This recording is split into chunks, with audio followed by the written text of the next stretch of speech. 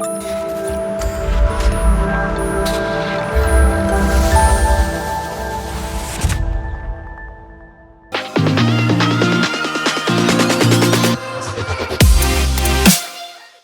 morning, everyone. Delighted to be here. I'm Vikram, Director of Marketing Science at Meta. And so from the world of finance, we'll now move to the world of marketing, which hope I do justice to this topic. Now, AI is a big topic across all businesses, and particularly so in marketing, and especially in our company. So really delighted to be sharing what the opportunity for marketers is using our platform, and I think if you can extrapolate it across many of the other digital platforms you would be using your marketing investment dollars on. Now, the opportunities in AI are tremendous. Yeah, it's really changing many industries, and I would say that if there's one thought you can take back after my session is to throw away the traditional ideas of marketing and really embrace a lot of the new thinking which AI is now enabling. Why do I say that there's a lot of opportunities? I think the first is the ability to process and use massive amounts of data. So historically, the last decade or so as digital marketing became big, yeah, everyone said, let's try to use a lot of that data, but it was impossible to really make sense of it. And AI is here to actually make that happen. The second piece is around helping us understand and predict consumer behavior. We've always made attempts to do that, and there's always been surrogates to make us understand what may be. But now being able to do so with a high level of certainty is possible with AI. And so we have started to see businesses get better at decision making thanks to AI. They are getting better in connecting with their customers because of AI, and ultimately helping them make decisions of allocating resources across the various investments they're making. So how do you optimize those resources? Again, using AI. So we are seeing advertisers and marketers who are leveraging our platform start to see newer ways of growing the business, newer ways of driving customer experience, and newer ways of solving many of their marketing challenges. On our platform, when we ask and we see the data, we see that those who have started to use the AI-based solutions on our platform are starting to see better results at a lower cost, in lesser time, and with fewer resources. And this is not just true within Meta. I think it'll be fair to say that if we extrapolate this beyond utilizing our own platform, there are huge amounts of opportunities just waiting to be unlocked. So an academic study recently conducted showed that wherever AI is used for, say, writing programs, there's a 50% increase in productivity. For context, if you compare it with, say, the Industrial Revolution in the 18th century, the steam engine, when it was deployed in those manual factories, led to a 25% increase in productivity. So you can see the opportunity with AI is tremendous, and right now we are literally scratching the surface. Now, with that opportunity comes a huge amount of investments across different players to start helping and solving different aspects of the marketing decision-making realm.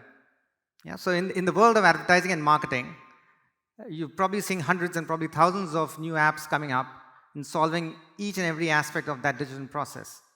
Whether it's about creating a brand logo, or it's about giving a brief to your agency, or it's about literally holding meetings, creating creative assets, video assets, social media campaigns, analytics, and so on and so forth. There's an AI solution now being developed for each and every of these parts of marketing. But the interesting thing is, all of these are point solutions. I think we're still far away from having one solution which really addresses all aspects of marketing. And there's one thing, one of the few things which I'll keep reminding to this audience for you to take away is that we're having this question around what's the role of humans moving forward. I think the human interface or collaboration with AI is going to be even more important. Its expertise will still be more important to bring all these different solutions together to make sense of it. Yeah, so that's sort of the one big point I want to make from this slide. And why do we say that? So one of the three things which I can kind of immediately say as places where you need human expertise, even more so than you ever did in the space of marketing. The first is prompt engineering. So you all gone into ChatGPT and giving instructions, and two people doing it, and you'll get widely different results. You need skills in that space, and this is only going to grow. So that's sort of the first immediate and obvious place where human expertise is even more required than we feared.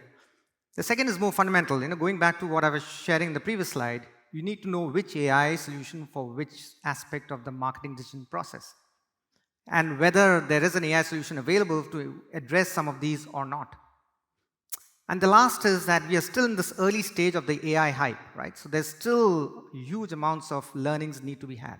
You still need to understand what works, what doesn't work. So having that test and learn culture, having that ability to really evaluate and understand what is truly working and what is not, is going to be a place where you need a lot of human expertise moving forward. So if we are going to be working with AI and collaborate with AI, we need to understand what AI is. So by no means this is a primer on AI, but it's a very simplistic way of explaining. The way we talk about it inside our organization is, think about an AI consuming a huge number of good and bad examples towards driving a certain desired outcome. And the more examples you feed, both good and bad, it starts to learn what is it required to drive that desirable outcome. So in other words, this is reinforced learning. So one of the sort of the core of AI. Now, in order to do that, in Meta, we have been working at it for the last decade and a half on AI. So it's as much as it's a topic which has become more sort of topical in the last 6 months, thanks to the launch of ChatGPT. But it's something which we have been working collaboratively since 2006. When on the feed, so when you go to Facebook, you see the feed on your personal page, the news articles were actually sent through AI. In 2013, we launched FAIR, FAIR, which is Fundamental AI Research, which was headed by this person called Jan LeCun, who's an esteemed professor at NYU, regarded by many as the godfather of AI. I mean, there are quite a few people claiming that post, but he developed deep learning, and so that's he's been sort of guiding us in developing a lot of our AI work. In 2015, we launched something called dynamic auto translation, which translates all the posts on Facebook and Instagram into all the languages. At the moment, it does 25 billion translations a day. FAIR also launched other frameworks. PyTorch is an open source machine learning framework. It has fueled Autopilot, which is something which is used by Tesla. So again, an open source solution developed within Meta. And given just the massive explosion and interest in all things AI, we've now developed we have set up a team called Responsible AI, which is a multidisciplinary team really to help guide us in making sure that we are thinking about AI in a responsible manner. So this is a bit of a history of AI within Meta, and it's something which has been going on for quite a while within our organization. And just a sort of a final thing on what we are thinking about in terms of responsible AI. These are some of the 7 principles or 7 sort of pillars to help us drive that, all the way from privacy and security to transparency control to alignment with the evolving government policies and legislation and so on. For each of these, whilst they are directly benefiting Meta, I think importantly they're also benefiting the industry. So as an example, a hasher, matcher, actioner, it's a solution really to detect violent and extremist content. So it's free to use by any website which wants to detect such content and then remove it. So a lot of the themes around AI within Meta are around making the industry better and open sourcing a lot of our code and our programs. Now, with the the announcements across a lot of our earnings call, we talk about the investments we are making in AI. I think from last count, it was like $23 billion is what has been committed um, by our CEO to push forward our AI solutions. And where is that money going? So that's sort of the question everyone is asking. I don't see it. Where's that investment of Meta on AI going into? So there are two things where majority of these investments is going. The first is making us the world's discovery engine. So going back to the earlier point I was making about feed, a lot of the content on your Facebook pages or Instagram pages was connected content, basically what your friends, your followers, etc., have. So we assume that those are the things you would like. But increasingly, we started to also push AI recommended content. And this year, we are committed to doubling that AI content on your feed. This year, in fact, Facebook has 20% of the content being shared is based on AI, and on Instagram is 40%. So you think about the amount of data we have to crawl through if we are pushing more and more of that content on your feed, which is public content. So it's not just within the smaller group, which are your friends and followers, but it's the larger content in the public domain on Facebook and Instagram. And for this, we need massive investments in our servers, in our computing capabilities, in our hardware, also our sort of the kind of people we need to work on it. So that's sort of the first place where a lot of our investments are going. The second, which is sort of more pertinent to the world of marketing, is while we are building our product, we need to find a way to monetize it. And advertising is the primary vehicle in which we are monetizing our business, our product. We have had to relook at our ad stack. So traditionally, in the world of abundant and easily available data, we had a certain way of building our ad engine. With all the new laws and rules coming around data privacy, Apple announcing ADT, and we don't have access to some of the data which we had in the previous engine, we had to rebuild using AI. So with lesser data, with more varied types of data, we needed to have a new way of making that inference as to what users would like and what kinds of outcomes would happen if an ad or a piece of content would appear in that user's feed. Because ultimately, we win only when advertisers win. So it's super important for us to make sure that we're able to put out content, put out ads, which ultimately drive users to buy or convert on our platform on behalf of our advertisers. So this is where probably the biggest investment has gone into, and we're already starting to see results of it. We had a 20% increase in conversions and a corresponding reduction in the cost per conversion just over a year and year between beginning of 23 and early 22. Now, how is this helping advertisers and marketers? Think about the evolution of marketing and advertising space. So it sort of also mirrors my own career journey. When we started, it was about buying media space. I mean, there's still a lot of media which market themselves that way. So the assumption is you put out a media in a certain, say, a magazine, and you assume that the person who's reading that magazine is likely to buy that. So that was sort of the early days of buying media. Then it moved into the data space as digital became big and data was abundant. But now what we are seeing advertising and marketing moving to is based on outcomes. So if I mentioned right in the beginning, throw away some of the old ideas of marketing. You let the engine or the platform help get you the right customer or to get the right upsell when you're looking at an engine which is directly optimizing towards an outcome at the lowest possible cost, and in some ways bypassing the earlier two phases. So that's sort of how we are seeing the benefits accruing to our advertisers. And the principles which are guiding this, so here get into some of the specific guidance on how we are thinking about it and how some of the advertisers on our platform are already starting to use our platform. So the two sort of principles here, fuel and freedom. Yeah, so again, the second thing which I want you to take back is these two elements, fuel and freedom. This is fundamental to how AI works on our platform, probably many others. So fuel really means the inputs. Yeah, so what is being fed into the system, into the AI models, to help it understand and make sense of things, right? So at the first level is the data. So to think about it across these 4 categories: data, creative, media, and measurement. So data is really the core where you're trying to have as much signals to which can help us infer what your consumer likes, who he, what's his next purchase going to be like, etc., etc. So that's sort of the first element of fuel. The second is the creative. So this is really those engagement points, right? So what is that which will sway a user to think positively about your product or your offering? It could be a creative, it could be a piece of content, it could be an influencer, whatever is, so that's sort of the trigger to move people.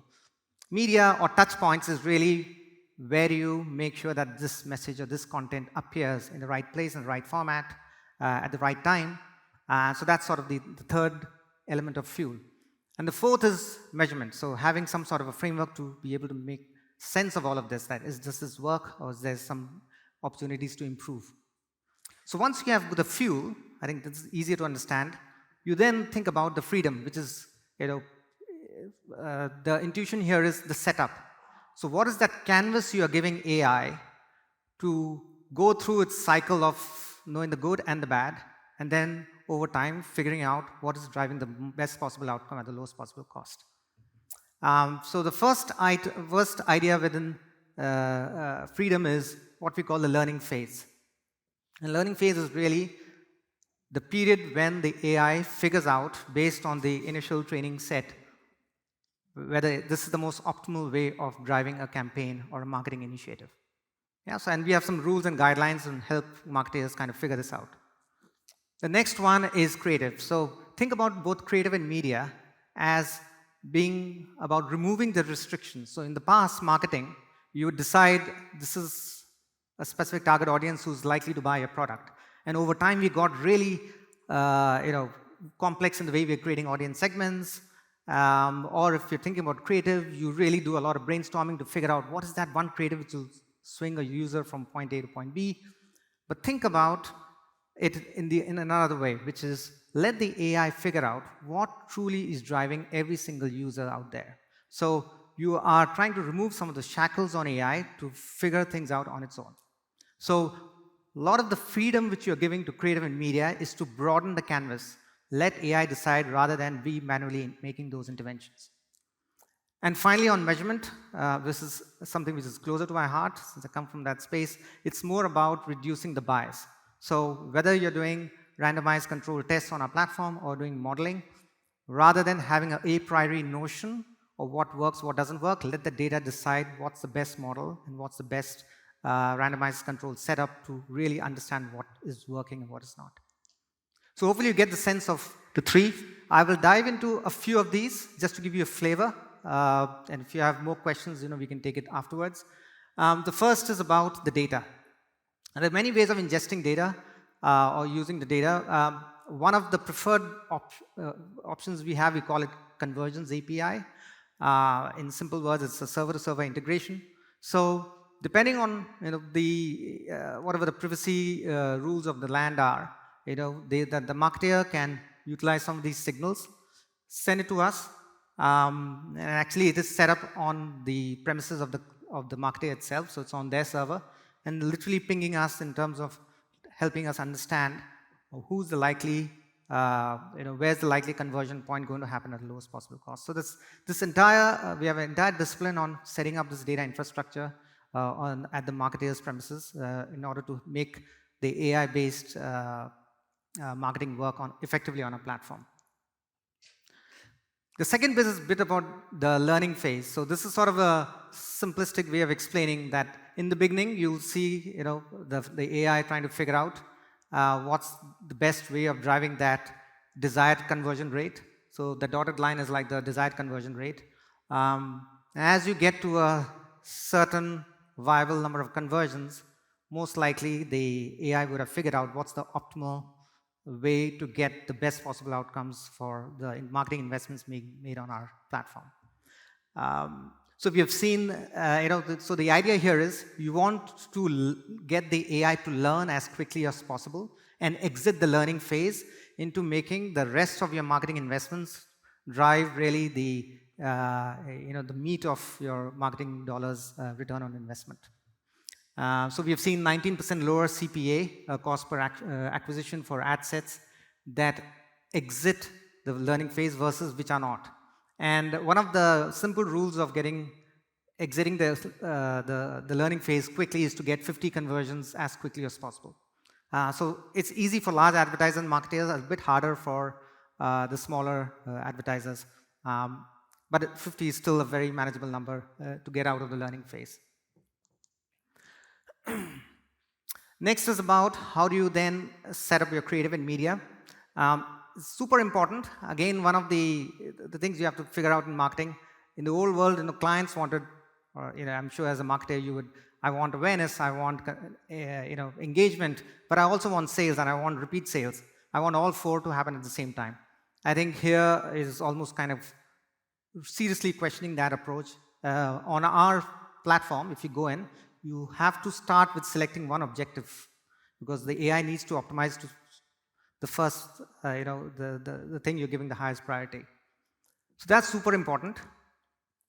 Once you do that, the engine takes over, whether it's media or creative.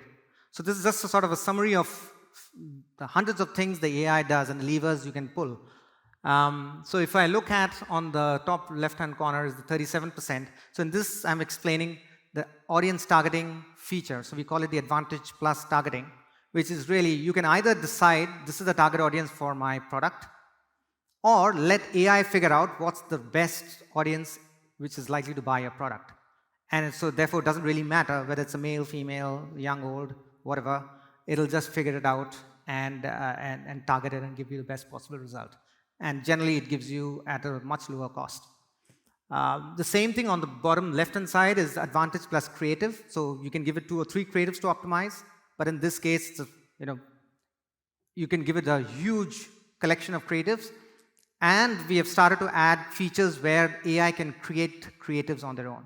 Yeah. So right now it's at the fringes, changing contrast, colors, cropping images, moving text around. Over time, even the generation of original images would happen. Placement is the same thing as the media. So, you can decide the ad will come on Instagram, it'll come on Reels, or it can come on Feed, or let the system take over and decide.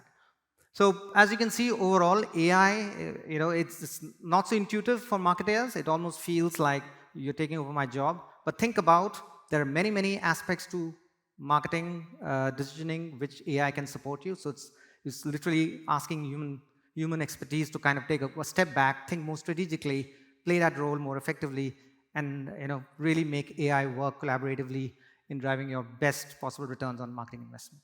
And we're starting to see that those who are using it, on the top right-hand side, there's a statistic there, 77% of media buyers say automation actually saves significant amount of time. And think about planners and buyers who used to find it literally impossible to run billions of dollars or millions of dollars of advertising budgets. Now all that is much more possible effectively by utilizing some of our AI solutions. And last but not the least, we have features inside our platform which allows you to do analytics, measurement. We believe incrementality is the gold standard. We can do probably the highest quality randomized control test on a platform given our audience graph. And so generally, we encourage all advertisers to do their own testing, and the solution can actually help you do the right sort of test and controls. And we've seen that advertisers who do more tests almost always get better results than those who don't, and it pays off over time in terms of investments. So to sum up, that's sort of the entire the essence of our AI-based solutions to help marketers. As I said, it traverses those four pillars of data, media, creative, and measurement. Each of these on their own drive incremental impact, but you think about it as in totality, the opportunity to give the upside is huge. So that's a short primer on the opportunity to unlock AI for marketing. That's end of my talk today, and I'll be around for a while to take any questions and have a conversation. Thank you. Thank you. Everybody, please give a round of applause to Mr. Vikram. Mr. Vikram, please stay on stage together with us. Anybody for any questions? Quick one. We can have one question. One question, anybody? Yes, sir. For the gentleman here in the pink shirt. That's right. Thank you very much. As well, we know AI is, of course, when it comes to Meta, it's very, very important as well. So if you'd like to see him in the flesh and speak to him outside as well and find out a little bit more, please do. It's a great time. Thank you, sir. Your question.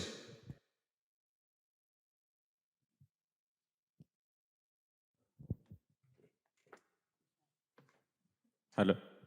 Good morning. My question would be like, how do you handle AI ethics part in terms of what is the best practices follows across Meta? Yes, AI ethics. So at the moment, what we're encouraging our advertisers, marketers to figure out is to build the confidence and trust in the AI actually driving a lot of your decisions on all the different aspects of marketing, whether it's targeting, whether it's media, whether it's creative. So really trying to figure out where AI can have the biggest impact. It's not for every single campaign or marketing initiative it could work. So in many ways it is to help develop the understanding by the humans who are actually deploying these platforms to figure out how is AI tackling these different elements or different levers for marketing in the most effective manner. So I think using analytics to really improve the understanding of humans of how AI works is sort of our the most basic thing we're asking our advertisers to do. And how do you do it on Meta is, the gold standard is randomized control tests on our platform. We can have a separate session on that, but that's of a very, very high standard. And then we have also got a lot of open source MMM solutions where we integrate our incrementality results into those MMM solutions to give a much better reading of the aggregated models. Generally we know the problem with aggregated models is very correlational, but by putting in some Bayesian priors based on the incrementality tests, we get closer to the causal effect. But that's sort of further down the line. The first is really figuring out how Meta's solution is working, and then looking at it more holistically across other touch points. So hopefully that gives you some sense of. Thank you very much, Mr. Vikram, right here. All right, and right now, ladies and gentlemen, wonderful photo together for this memento as well. So big thank you as well, because each and every one of us come here.